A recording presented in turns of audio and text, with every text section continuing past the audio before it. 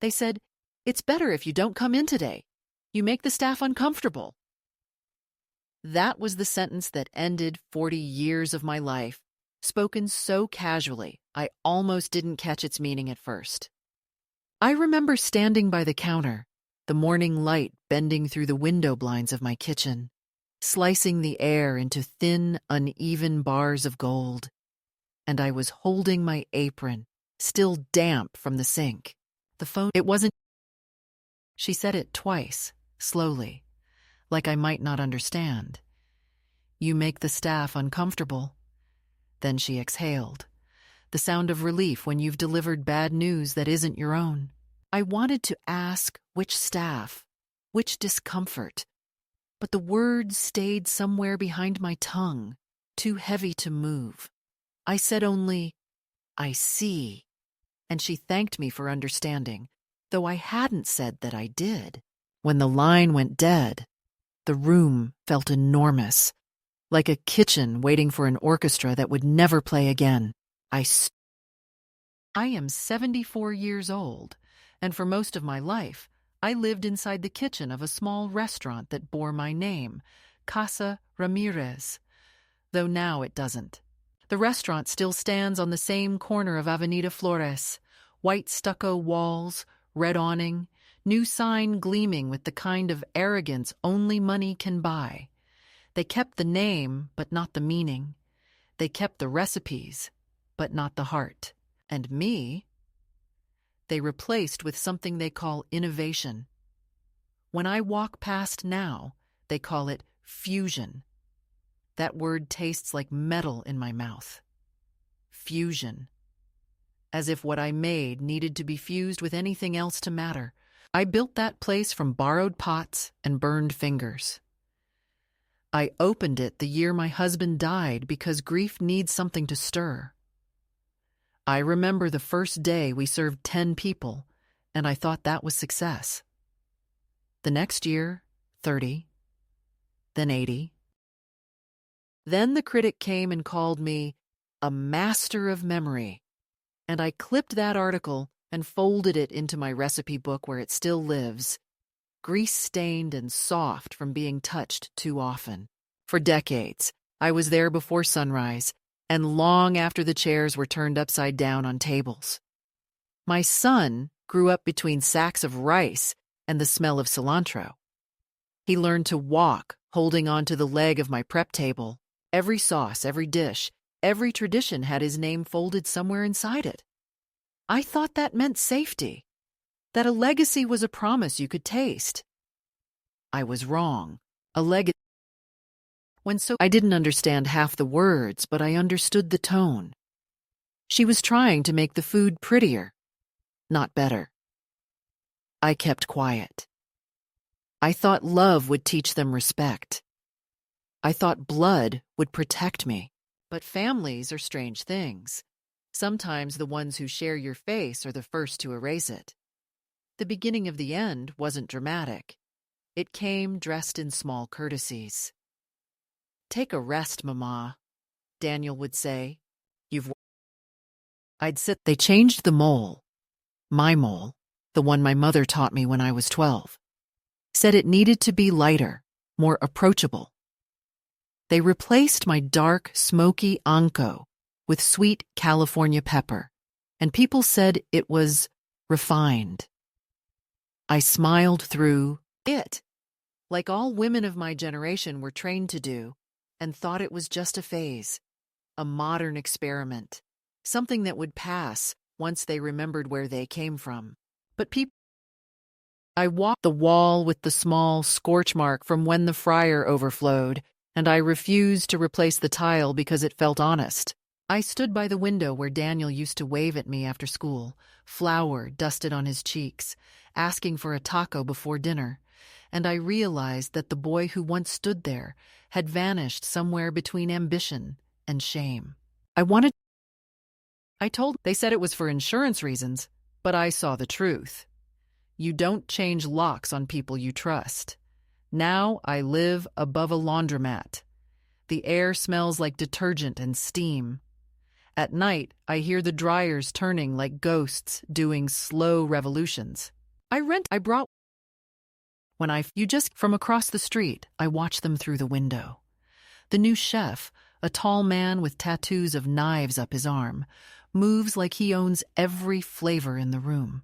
Sophia stands by the register, laughing that fake laugh people use when they're pretending life is generous. They've replaced the mural of my mother grinding corn with some abstract art of splattered paint, like a wound that doesn't know what it's supposed to be.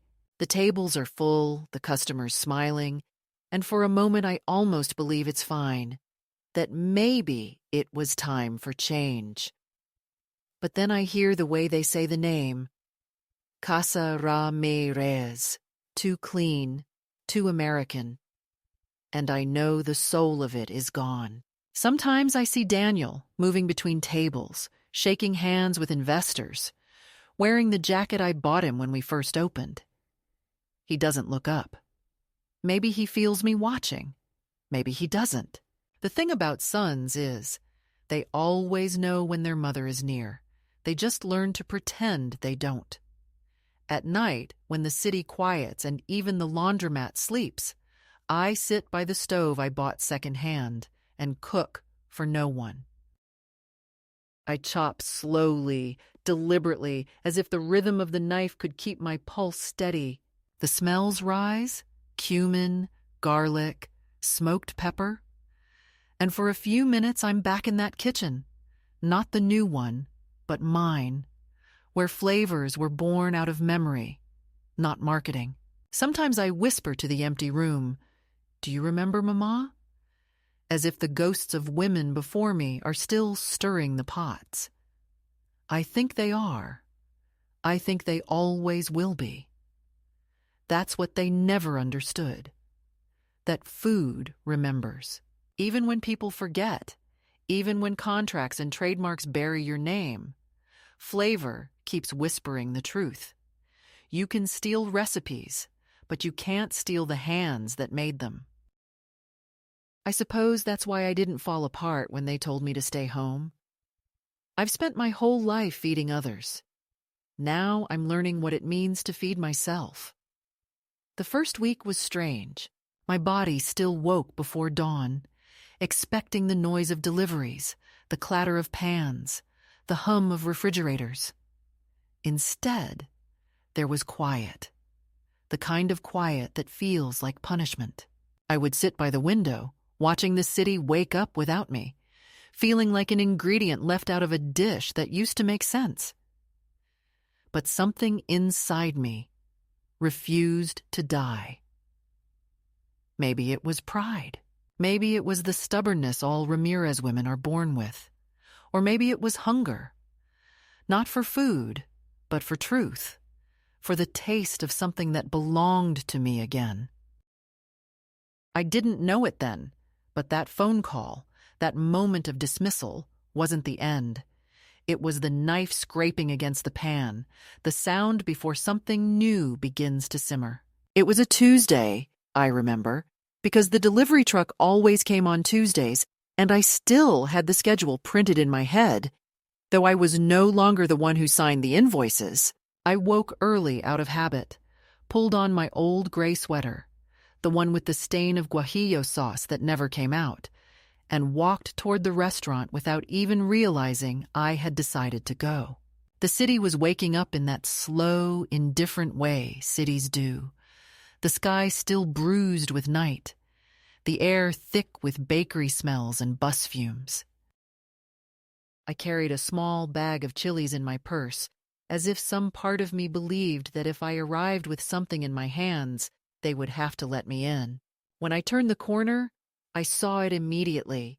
The new sign, larger, glossier, the kind of sign that makes noise even without moving.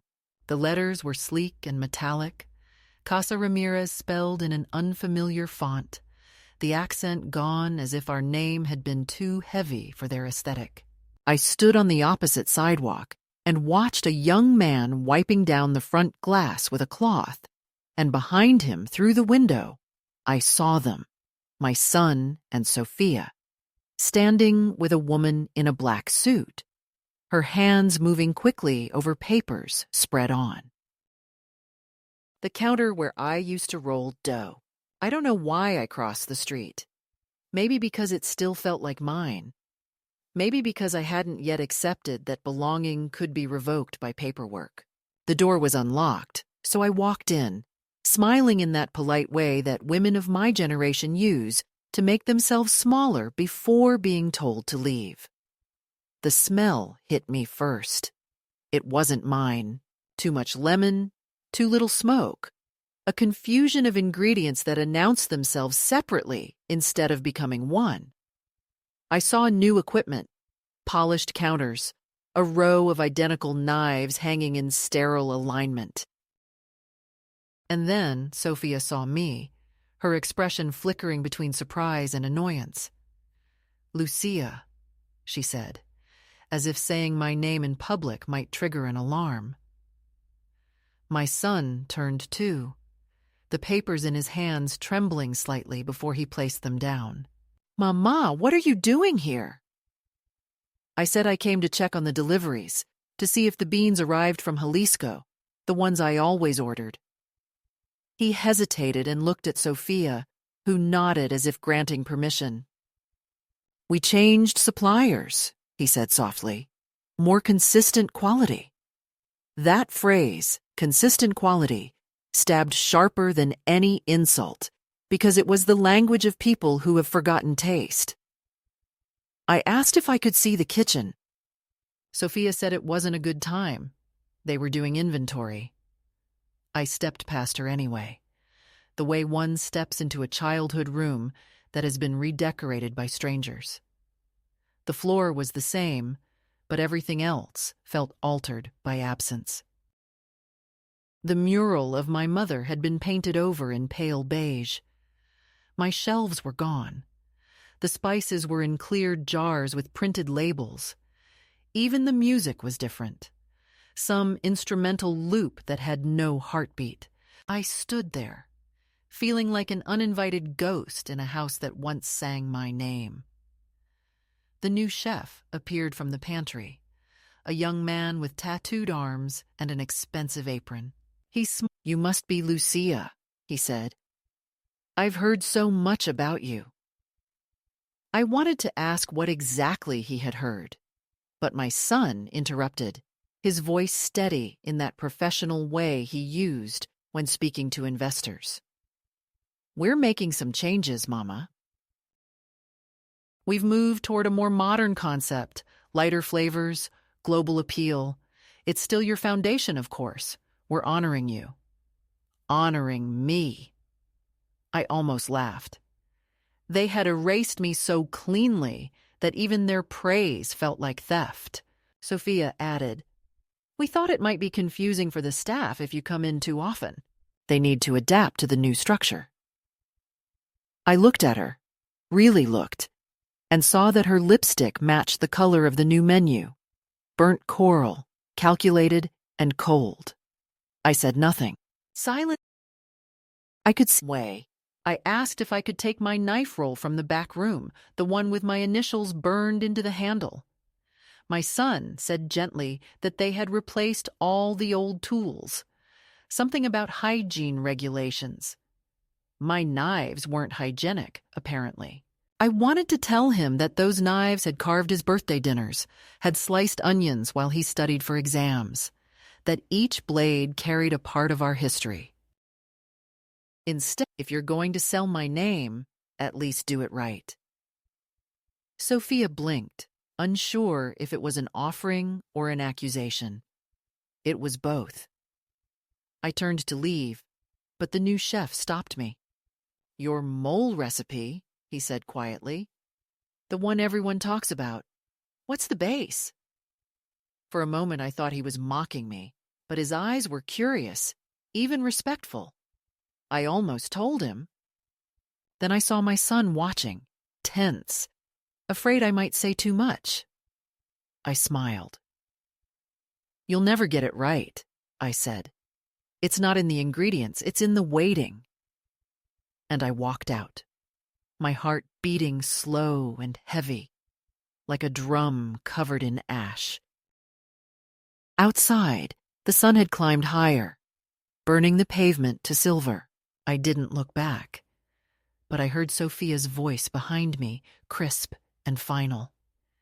Make sure she doesn't come through the kitchen again without notice.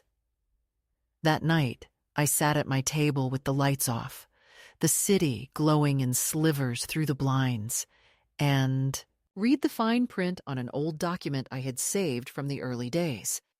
A partnership agreement I'd signed when the restaurant expanded. I thought it was symbolic, something to make the bank happy. Now, under the thin yellow light of a desk lamp, I saw what I had missed: the clause transferring ownership to the new corporation Casa Ramirez Group LLC, controlled by Daniel and Sophia.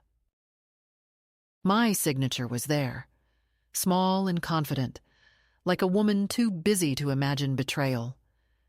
The paper trembled in my hand.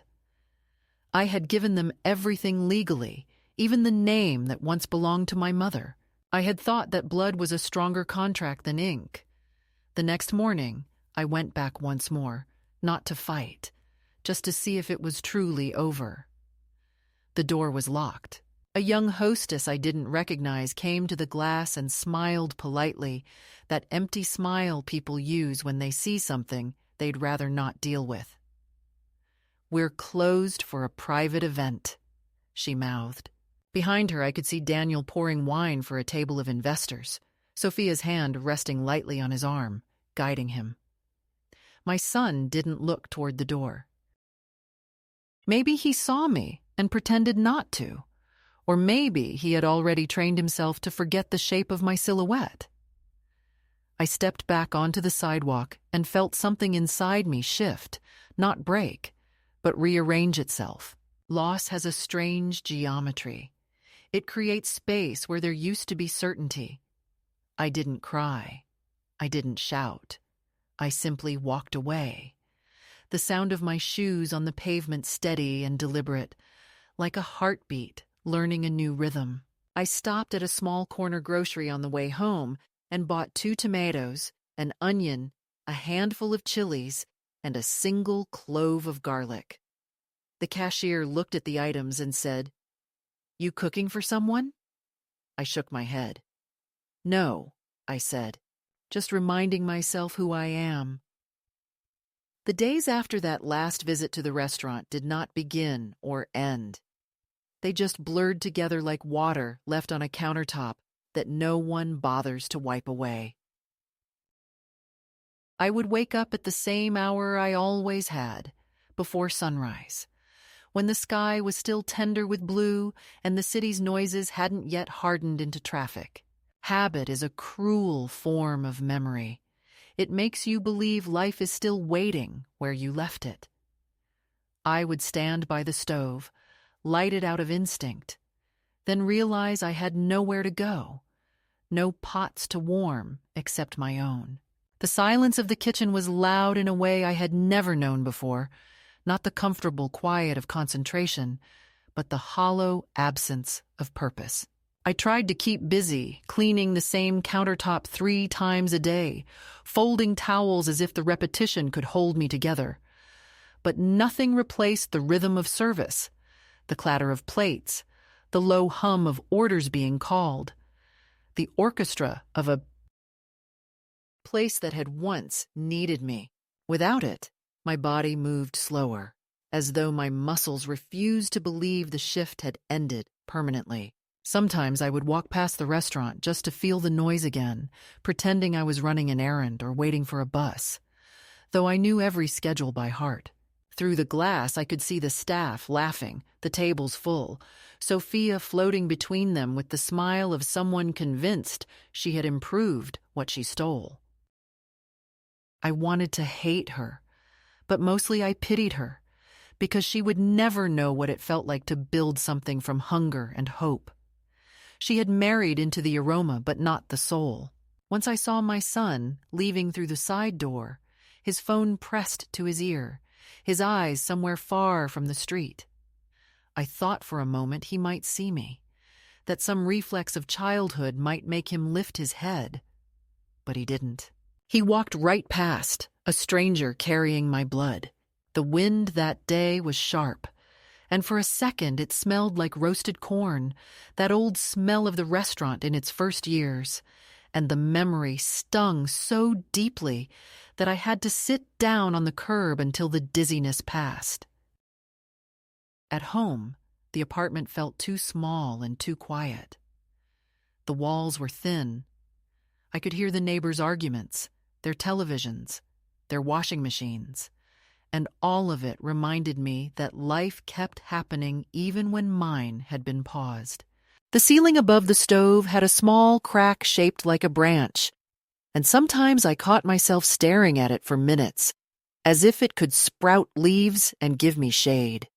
One afternoon, the landlord knocked to remind me the rent was due. I paid him in cash, the bills folded neatly in an envelope, and he looked surprised that someone like me, old, small, invisible, still managed to pay on time. His surprise made me feel both proud and ashamed. Pride, because I had always kept my word. Shame, because I was shrinking into a kind of woman people underestimated on sight. I began walking longer distances each day, not for exercise, but for disguise. On the streets, among strangers, I could pretend I was just another passerby, not a woman whose name had been stolen from a sign. I learned the routes of the buses, though I never rode them, memorized the faces of vendors who sold fruit at the corner, and sometimes bought a single mango just to hear my own voice ask for something. The fruit seller, an old man with hands darker than mine, started calling me Doña Lucia, and that tiny gesture of respect filled more space inside me than I expected. I would take the mango home, cut it slowly, and eat it over the sink, letting the juice run down my wrist. That sweetness reminded me I was still alive, still capable of tasting something that belonged only to me. But there were darker hours, too, evenings when the loneliness grew teeth. I would lie awake listening to the city's low hum, thinking about the people still gathered around tables at Casa Ramirez, tasting dishes that carried my handwriting even if the menu no longer said so. The thought gnawed at me, the idea that my food lived on without me, that people were chewing on my history without knowing its name. Once, around midnight, I found myself reaching for the phone, thinking I might call my son, just to hear his voice, to ask if the roof still leaked near the storage room, if the refrigerator still made that rattling sound when it overworked. But I didn't dial. Pride is another kind of hunger. It eats you quietly but keeps you standing. The money I had saved was small, but enough to last if I lived carefully. I started keeping a notebook of expenses, neat columns of numbers, and small notes about what I could cut: coffee, bus fare, new shoes. I cooked simply: rice, beans, vegetables when they were cheap, tortillas pressed by hand. The smell of corn dough would fill the apartment and linger into the night, and though no one was there to eat with me, it felt like proof that I hadn't disappeared entirely. I began to talk to myself as I cooked, not from madness, but from habit. Kitchens are places of conversation, even if you are your own company. I would catch myself explaining aloud why the beans needed more salt, or why the sauce should rest before serving, and then I would laugh quietly, thinking how absurd it was to keep teaching when there were no students left to learn. One afternoon, I found an old apron folded at the bottom of my bag, the one embroidered with the first version of our logo. Simple, red thread on white cotton. The sight of it hit me harder than any insult could have. I ran my fingers along the stitching, the uneven letters I had sewn myself during the restaurant's early days, when there was no money for uniforms, and I believed effort could make up for everything. The fabric smelled faintly of smoke and cinnamon, that scent of persistence.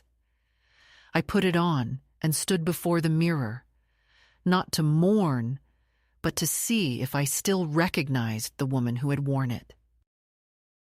I did, though her shoulders were narrower now, her eyes quieter. I whispered to her reflection, "You are still here." It wasn't courage, but it was something close. Weeks passed, and I began to notice how people around me looked through me. At the market, young couples bumped into me without apology. On the bus, no one offered a seat. Even the clerk at the bank spoke slowly, as if my age had made me deaf. It's a strange thing, invisibility. At first it hurts. Later, it becomes armor. I realized that no one watching me would imagine I had once commanded a kitchen, that my hands had once orchestrated an entire world of flavor. To them, I was just another old woman trying not to get lost. That realization was both painful and liberating, because if the world could no longer see me, then perhaps I could move through it unseen and start again. The small bottle of adobo I had taken from the restaurant sat on my shelf like a relic. Some nights I opened it just to inhale the scent, smoky, earthy, stubborn, and each time I did, it felt like touching a wound that was starting to scar. I began writing down recipes again, not for anyone else but for myself, scribbling them in the margins of old receipts and envelopes. They weren't precise, just fragments of memory. The smell of roasting garlic, the sound of oil catching flame, the color of the sauce when it's ready to forgive you. I didn't know why I was doing it. Maybe because writing them down was a way of saying I existed. One evening, as I was sweeping the floor, I heard music drifting from the street below, an accordion, old and clumsy, but familiar. A group of teenagers were playing for coins near the laundromat entrance, their voices cracked but joyous. I leaned out the window and watched them, the way their laughter tangled with the sound of the instrument, and something inside me stirred, a small pulse of warmth that felt dangerously close to hope. For the first time in weeks, I smiled, not because anything had improved, but because life, in its stubborn way, kept happening outside my door, and I could still feel its rhythm. That night, I cooked again, not from necessity, but desire. I used the last of the adobo, added what little I had, onion, tomato, a pinch of sugar, and let it simmer until the air filled with the deep, dark smell of home. When I tasted it, it wasn't perfect, but it was real, unfiltered by committees or critics. I sat by the window with the bowl in my hands, the streetlights flickering below, and for a brief moment, the silence no longer felt like punishment. It felt like preparation. It began with the smell of onions again, that slow, sweet smell that means something is about to come alive.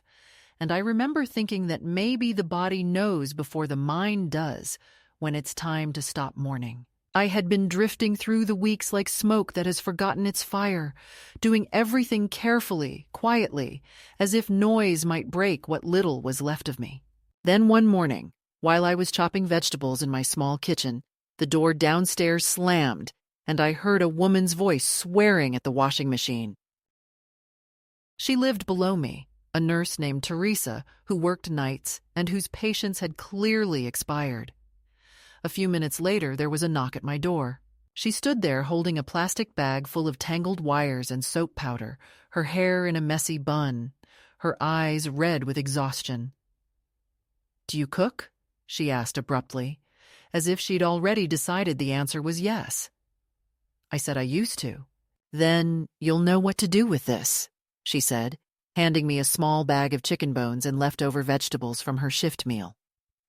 I can't stand the thought of throwing them away.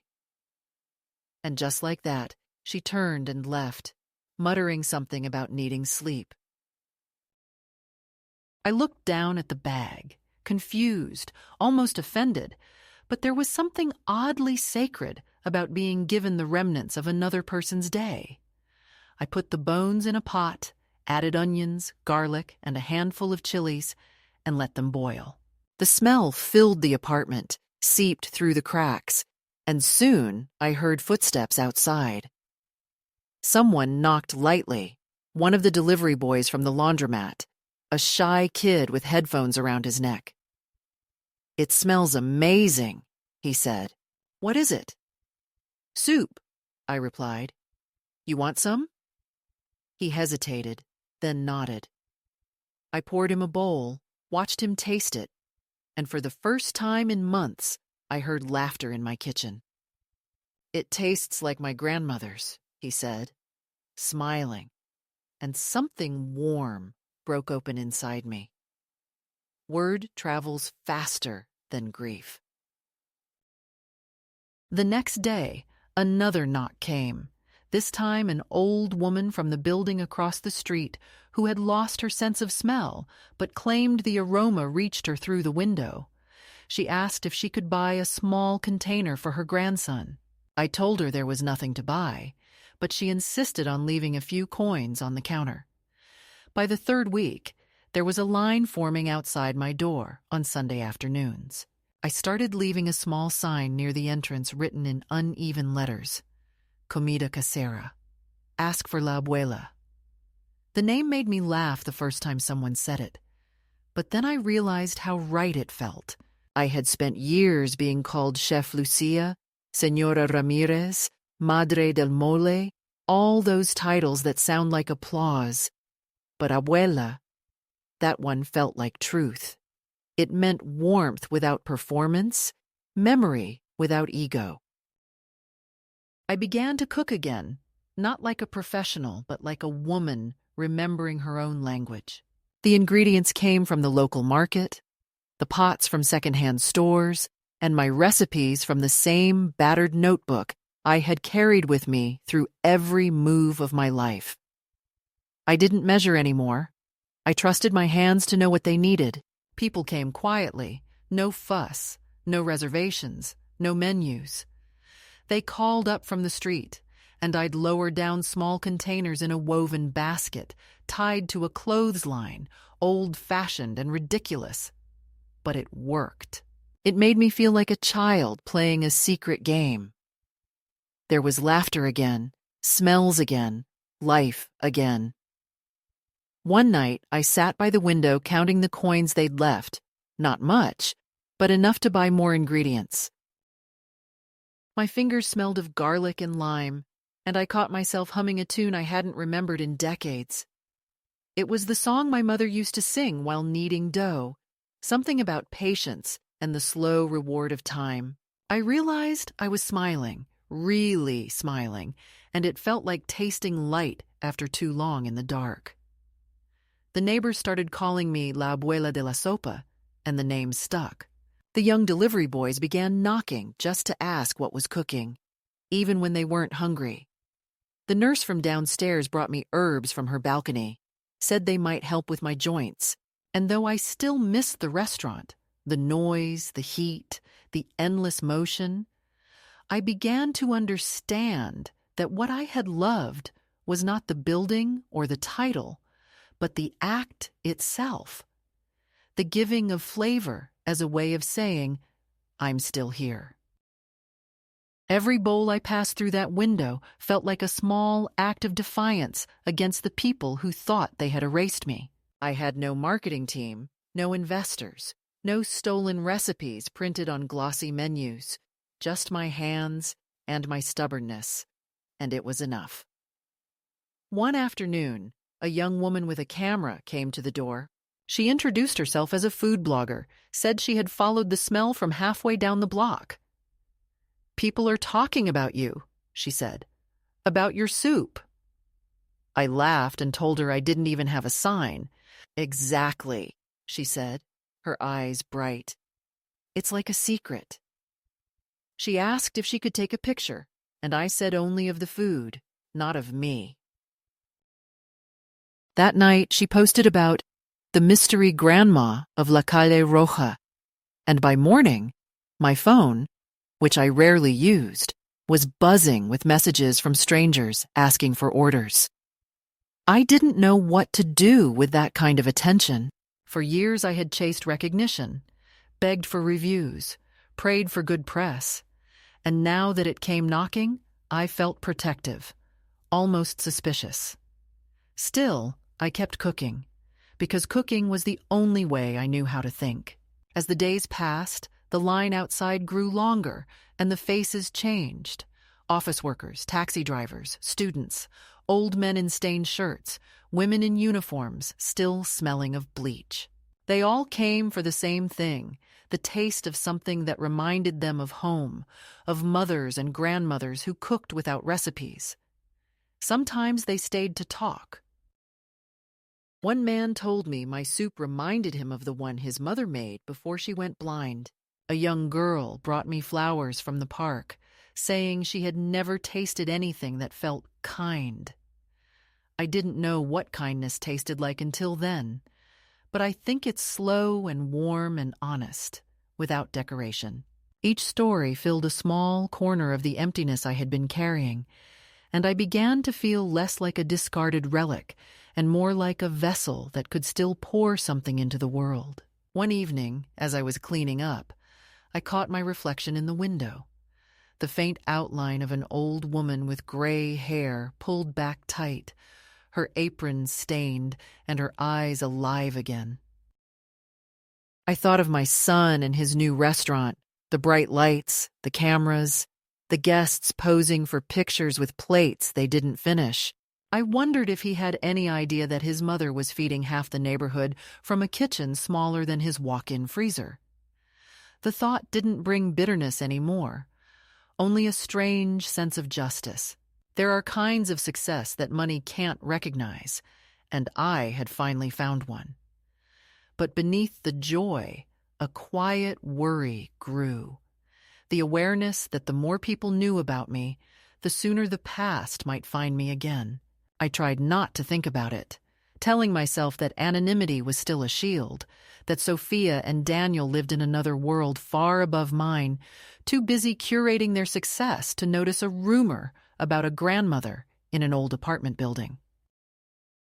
I was wrong, of course, but that realization hadn't come yet. For the moment, the evenings were peaceful, the air rich with the smell of broth and roasted chilies, and I felt something close to freedom. Fragile, improvised, but real. One night, after closing my little operation for the day, I sat by the stove long after the flames had gone out, my hands resting on my knees, my back aching, and I realized that I was no longer waiting for anything. Not for forgiveness, not for recognition, not for the return of what was lost. I was living in the present tense for the first time in years. Outside, the city was buzzing softly, alive and unbothered. And from the window, I could see the lights of the restaurant that used to be mine flickering in the distance. It looked smaller now, almost fragile against the sky. And I understood something that only comes when the world has already taken everything from you. When you have nothing left to lose, you are finally free to become yourself again. The first sign that the past had found me again came quietly, disguised as praise. One afternoon, the same young blogger who had first written about my food returned, this time with a small microphone clipped to her shirt and a nervous excitement in her voice. She said she wanted to record a short interview. Just a few words, she promised, about my cooking, my story, the mysterious grandmother who fed a city from her apartment window. I told her there was no mystery, only hunger, but she laughed softly, as if old women couldn't mean what they said. She asked questions while I stirred a pot of mole, and I answered politely, trying to keep my voice steady even when her curiosity scraped against memories I didn't want to touch. When she left, she hugged me quickly and said, "You're going to be famous, Abuela." I smiled, but inside, I felt that word like a curse. Fame was what had taken everything from me once. I didn't need its shadow again. A week later, there were more people outside the building than I could handle. Cars parked along the curb, phones held high, strangers taking pictures of my window as if it were a monument. Some called my name, others shouted, "Abuela, one more bowl." I tried to keep up, but the line stretched too long and the pots emptied before the crowd did. I felt both proud and afraid, proud that my food could still make people gather, afraid because too much attention is never innocent. That night, when I closed the door, the hallway smelled of spices and sweat, and I leaned against the wall, trembling not from exhaustion, but from the sense that something was shifting again. Some balance I had just begun to find was tilting back toward chaos. The next morning, there was a letter slipped under my door, a thick envelope with no return address. I thought at first it was a thank you note from one of the customers, but when I opened it, my breath caught. It was from a law firm. The letter was printed on glossy paper and full of words I barely recognized. Trademark infringement, unauthorized use of proprietary recipes, cease and desist. At the bottom, in the tidy digital signature, was my son's name. For a long time I just stared at it, unable to move. My hands felt cold despite the heat of the kitchen. I read it again and again, hoping I had misunderstood. But the meaning was clear. They were accusing me of stealing what had once been mine. I sat down at the small table by the window. The letter spread before me like an autopsy of my own life. The words were sharp and final. They demanded that I stop selling food under the name La Abuela because, as they claimed, it caused brand confusion with Casa Ramirez. They said my dishes appeared to replicate proprietary recipes owned by the restaurant group. I laughed then, a dry, cracked laugh that sounded foreign even to me. My recipes, my name, my blood. I could almost hear Sophia dictating the words to their lawyer, her voice calm, professional, as if she were discussing the weather. And my son sitting beside her, signing at the bottom without looking up. For a long time I could not decide which hurt more, the insult of their claim or the familiarity of their silence. I didn't tell anyone about the letter. Not Teresa downstairs, not the delivery boys, not even the blogger who had started it all. Instead, I folded it neatly, slid it into the drawer with my old recipes, and kept cooking. But something had changed. Each knock on the door now carried a shadow of fear.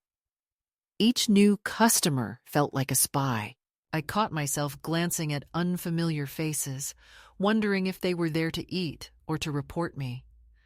I tried to cook as if nothing had happened, yet the air felt heavier, the heat from the stove sharper. Some part of me wanted to stop, to disappear before they could humiliate me further.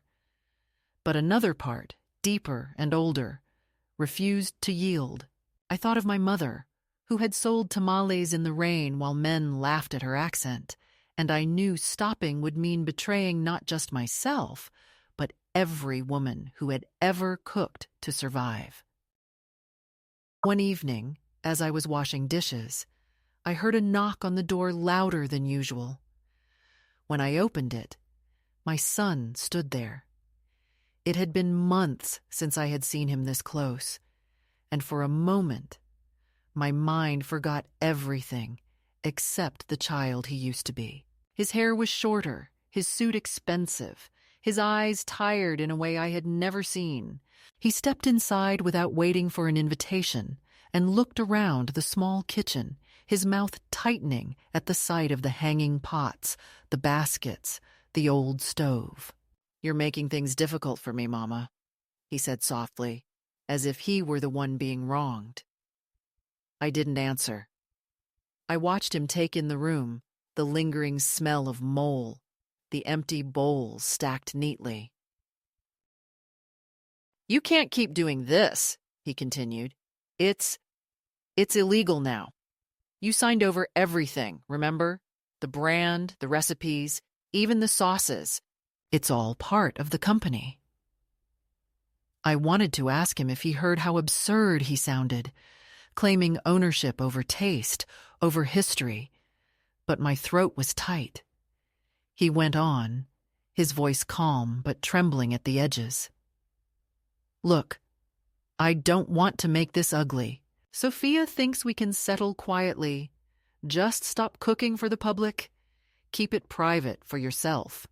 We'll even send you some money every month." The words hung between us, sticky as syrup. For a moment, I almost laughed again.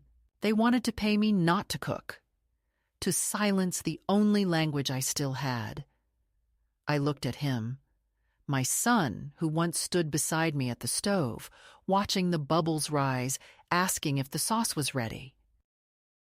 His hands were in his pockets now, his eyes everywhere but on mine. "Daniel," I said finally, "do you remember the smell of burnt garlic?" He frowned, confused. "When you burn the garlic," I continued, "no matter what else you add, you can't save the dish. You have to start over. Do you understand?" He shook his head slightly, impatience flickering across his face. "This isn't about cooking, Mama. It's business." I nodded. "Yes," I said quietly. "That's exactly what you burned." He sighed, rubbed his forehead, muttered something about lawyers, then left without another word. I watched him walk down the stairs, the same stairs he had once climbed, as a boy carrying a pot of stew for the neighbors. When the door shut behind him, I felt no anger, only a heavy sadness that settled like dust. Love, I realized, can survive anything except contempt. The following week, the blogger returned, waving her phone excitedly.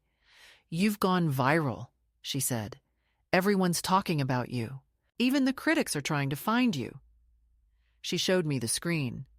Photos of my hands stirring sauce.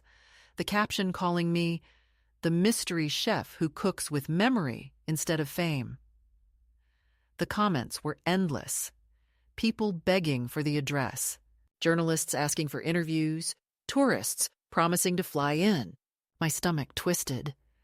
I told her I didn't want any of it, but it was too late. The story had escaped me. It was no longer mine to control. That night I dreamed of the restaurant on fire, not in flames, but in a slow, consuming heat, the kind that leaves no smoke, only silence. Within days, 2 critics came knocking, polite men in pressed shirts, carrying notebooks and smiles too practiced to be genuine. They introduced themselves as from El Diario Culinario, said they were doing a feature on the underground kitchens redefining the city's flavor. I told them there was nothing underground about my cooking. It was as old as dust. But they insisted on tasting, and I, foolishly perhaps, let them in. They ate quietly, reverently, scribbling notes between bites. When they left, one of them said, "You know, Señora, this could change everything for you." I smiled thinly. "It already has," I replied. 2 days later, an article appeared online. The forgotten matriarch of Mexican cuisine, the secret chef behind the city's best mole. They hadn't used my full name, but they had used enough details. The street, the description of the building, even a blurred photo of my hands, that anyone paying attention could connect the dots. And someone did. Because that evening, as the last customer left and I was closing the window, I saw a black car parked across the street. Inside, a woman sat in the passenger seat, her silhouette unmistakable. Sophia. She didn't get out. She didn't have to. I knew why she was there, watching, measuring, preparing her next move. I didn't sleep that night. I sat at the table with the letter still in the drawer and the memory of my son's visit pressing against my chest. The city outside was restless, the hum of traffic and distant laughter like waves hitting the same rock again and again. Around dawn, I lit the stove and began to cook, not out of calm, but out of defiance. If they wanted to take this from me, too, they would have to come into my kitchen and do it with their own hands. I stirred the sauce until it thickened, dark and rich, the smell of smoke curling through the air like a spell. I thought of all the women who had taught me how to survive with flavor. My mother, her mother before her. The countless unseen hands that kept families alive on scraps and patience. I whispered to them softly. They think they can own this, but we know better. When the first customer knocked that morning, I opened the window wide, letting the aroma pour into the street. People gathered again, drawn by the scent, by the story they didn't yet know. As I handed out the bowls, I realized that fear had left me. What could they take now that they hadn't already stolen? My name? My recipes? My blood? They were only words and paper. What I had was something no lawyer could register. The knowledge of how to turn hunger into comfort, loneliness into warmth, loss into something that could be swallowed without choking. I looked at the crowd below, their faces glowing in the afternoon light, and felt a strange calm settle inside me. The storm was coming. I could smell it. But for the first time in a long time, I wasn't afraid of the fire. I had lived in it once. I knew how to cook there. The morning the reporter came, the city smelled of rain. It was one of those soft gray days when the air feels heavy with things about to change, when even the pigeons move slower as if waiting for permission to take flight. I hadn't invited her, but she arrived anyway, holding a notebook damp from the drizzle and a nervous smile that told me she wasn't sure whether she was trespassing or being blessed. She introduced herself as Camila, said she worked for a small magazine that focused on voices forgotten by the industry. I wanted to laugh at that phrase because forgetfulness was not an accident. It was a choice. Still, I let her in. The kitchen was warm from the morning's broth, the smell of cumin and charred tomato clinging to the air. She looked around like someone entering a chapel, eyes wide, pen poised, and asked if she could record. I said yes, as long as she promised not to photograph my face. I want the story, she said, not the spectacle. That was enough for me. She asked me about the restaurant, about Casa Ramirez, about the years I had spent there, about what it felt like to lose something that carried my name.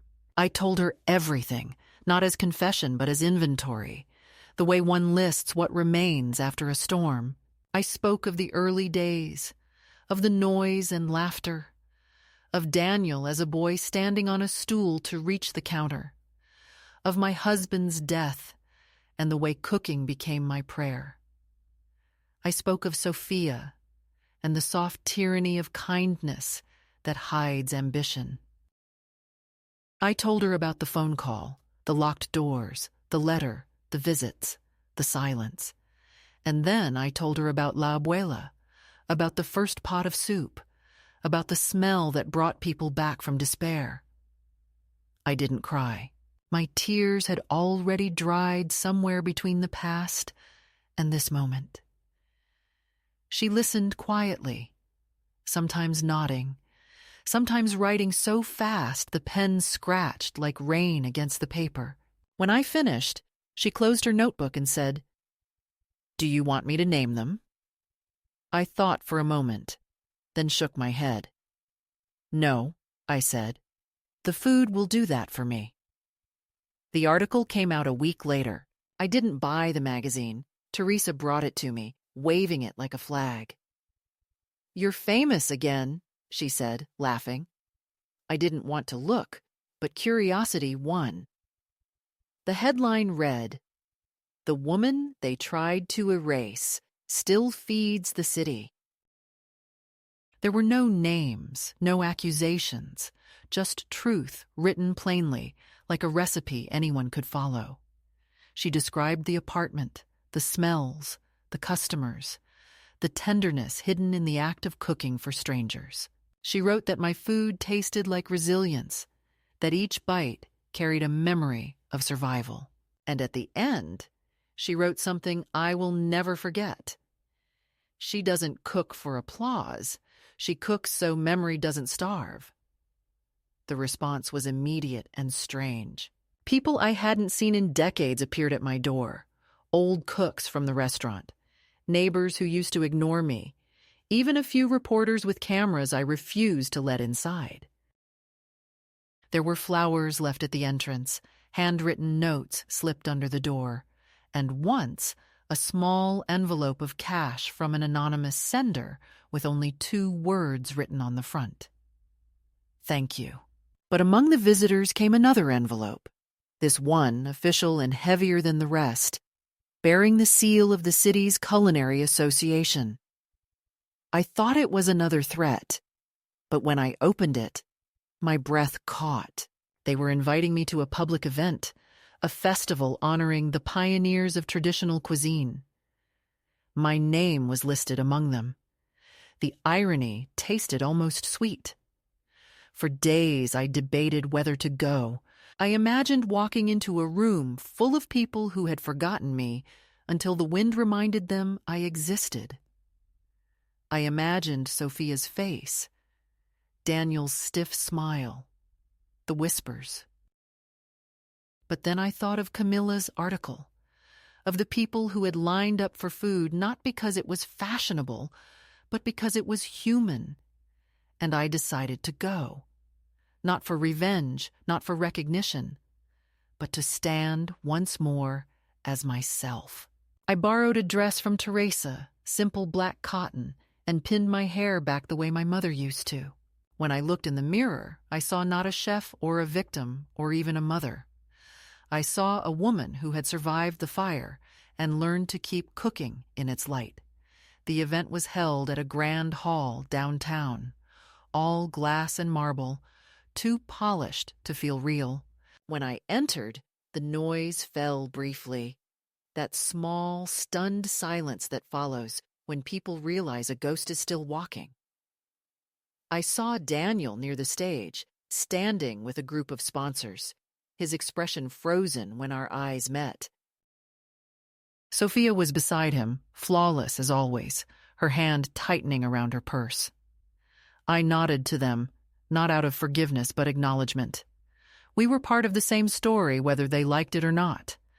I took a seat near the back, content to observe. The ceremony dragged on. Speeches, awards, applause that sounded hollow. And then, unexpectedly, they called my name. Not Chef Ramirez or La Abuela, but Lucia Ramirez, culinary artisan and community cook. The words felt simple, almost small, but they carried the weight of everything I had lost and rebuilt. I walked to the stage slowly, the light too bright, the applause muted in my ears. The presenter handed me a small plaque, smiling as if he understood the gravity of the moment, though he probably didn't. I took the microphone, my hands steady. "I was told once," I said, "that I made people uncomfortable in the kitchen I built. That my time was over, that the world wanted lighter flavors, newer names. I believed it for a while, but I learned something. Cooking alone, without cameras, without investors. Flavor doesn't get old, people do, and the hands that feed never forget their purpose." The room was silent. I continued. "I don't need this award. I accept it only for the women who came before me, whose recipes never made it to print, whose names were never on signs, but whose food kept this country alive. There was a long pause, then applause that began quietly and grew until it filled the hall like thunder rolling across the floor. I didn't look at my son. I didn't need to. After the ceremony, people approached me, shaking my hand, thanking me, asking for photos I gently refused. Daniel stayed back, watching. When I finally walked toward the exit, he moved as if to follow, but Sophia caught his arm, whispering something that stopped him. I didn't turn around. Outside, the air smelled of rain again, cool and clean, and the city lights shimmered against the wet pavement. I took a deep breath, felt the moisture settle on my skin, and for the first time in years, I felt the weight lift from my chest. The next morning, I returned to my small kitchen as if nothing extraordinary had happened. The plaque sat on the table, a quiet witness. I tied my apron, lit the stove, and began to cook.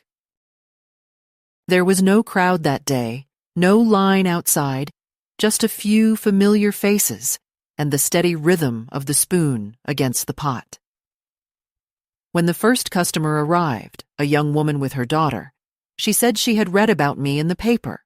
"Is it true you used to own Casa Ramirez?" she asked shyly. I looked at her and smiled. "No," I said softly. "It used to own me. Now I belong to myself." That afternoon, a courier came with a small box. Inside was a jar of sauce, sealed and labeled Casa Ramirez. Original mole by Chef Daniel Ramirez. I laughed so hard I nearly cried. The flavor, I knew, would never be the same. The secret was not in the ingredients. It was in the heart that stirred them. I opened my own pot, dipped the spoon, and tasted. It was perfect. Not because it followed the recipe, but because it forgave everything it had to. As the sun set, I placed the plaque by the window where the light could touch it, not as a trophy, but as a reminder that silence can feed rebellion if you let it simmer long enough. I thought of the girl who once opened a restaurant with borrowed pans and too much hope, of the mother who trusted her son more than contracts, of the woman who learned too late that love and ownership cannot share the same plate. And I whispered to them all, the past versions of me, we did it. We came home. Outside, the rain began again, soft and steady, washing the streets clean. I stood by the stove, the flame dancing low, the smell of chocolate and chili rising like prayer, and I felt something that had nothing to do with fame or forgiveness. It was peace. Plain, ordinary, miraculous peace. The kind that comes not from winning, but from finally, quietly, belonging to yourself. The days after the award felt strangely quiet, as if the world had exhaled and decided to leave me alone at last. I expected some aftershock, some new wave of visitors or reporters, but none came. The crowd outside my window thinned, and soon only the familiar faces remained. The nurse from downstairs, the delivery boys, the old man from the market who always brought too many limes. Life settled back into its gentle rhythm, the sound of the street blending with the hiss of my stove. And I realized that this calm was what I had been waiting for all along.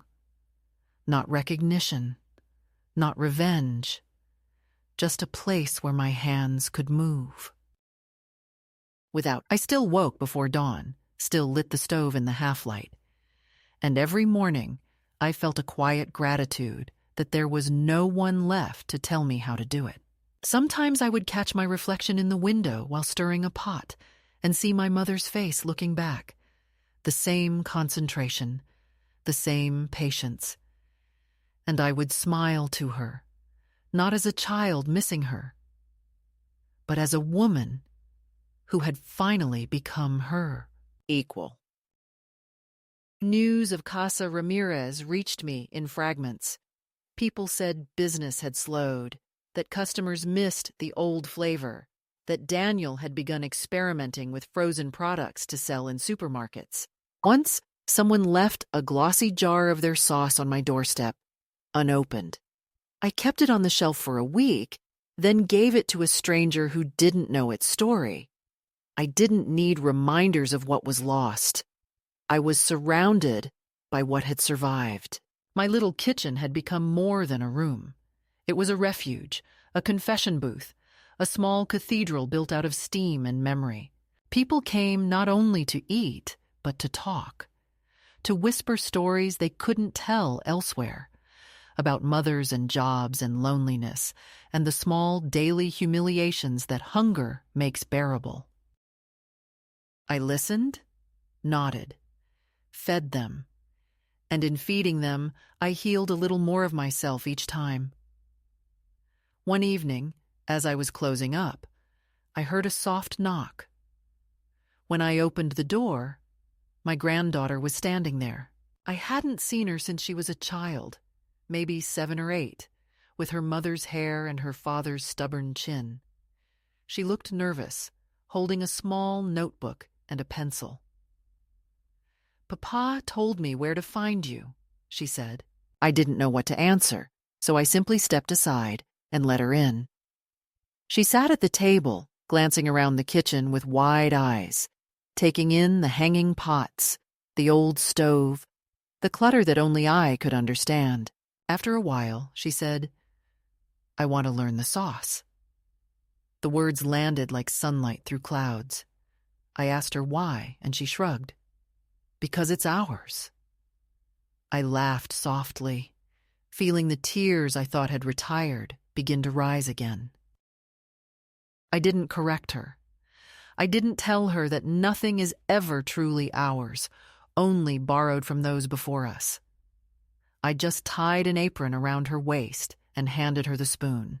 She was clumsy at first, too quick with the heat, too impatient with the stirring, but I let her find her rhythm.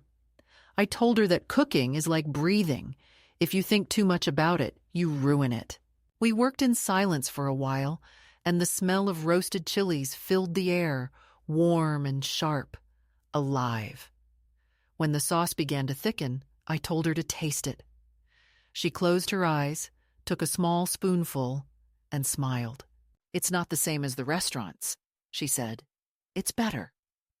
I laughed again, the sound echoing softly in the small room. "Maybe," I said, "because it forgives more." She didn't understand, not yet, but someday she would. After she left that night, I stood by the window watching her walk down the street, her figure small and certain against the falling dusk. For a long time, I stayed there, feeling the warmth of the kitchen fade slowly into the evening air. I thought about all the years I had spent chasing approval, the noise, the lights, the titles that never belonged to me, and I felt nothing but peace. I didn't need my name on a sign, or my face in a magazine, or my recipes printed on expensive paper. What I had built now couldn't be bought or sold. It lived in the hands of the people I fed, in the taste that lingered after the last bite, in the silence that followed when words became unnecessary. Sometimes I imagine my son reading the articles or seeing the photos of me at the award ceremony, and I wonder what he feels. Regret, maybe, or pride, or just confusion. But I don't dwell on it. Love doesn't vanish because it was wounded. It simply finds quieter ways to exist. When I think of him now, I don't see the man in the suit or the signatures on the papers. I see the boy stirring the pot beside me, asking if the sauce was ready. That's the version I keep. That's the one I forgive. Now, every evening before I turn off the stove, I whisper a small prayer of thanks. Not to any god in particular, but to the women whose hands made mine possible. To my mother, who taught me patience. To the young woman I was, who dared to dream. To the old woman I've become, who finally stopped apologizing for surviving.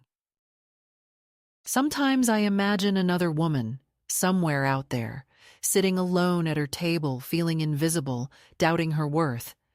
And I want to tell her this: you are not a ghost just because they stopped seeing you. The world may forget your name, but memory has a taste, and those who've known your kindness will always carry it on their tongues. The rain has started again tonight. It drums softly against the window, steady as a heartbeat. The city outside hums with its endless appetite, but in here, everything is still. I ladle the last of the soup into a small bowl, sit down, and eat slowly, savoring each bite. The flavors are simple: onion, garlic, chili, thyme, and yet they taste like everything I've ever lived. Before I finish, I set the spoon down and whisper to the empty room. It's simple. Don't let anyone else taste for you. Then I smile, because after all these years, I finally understand what that means.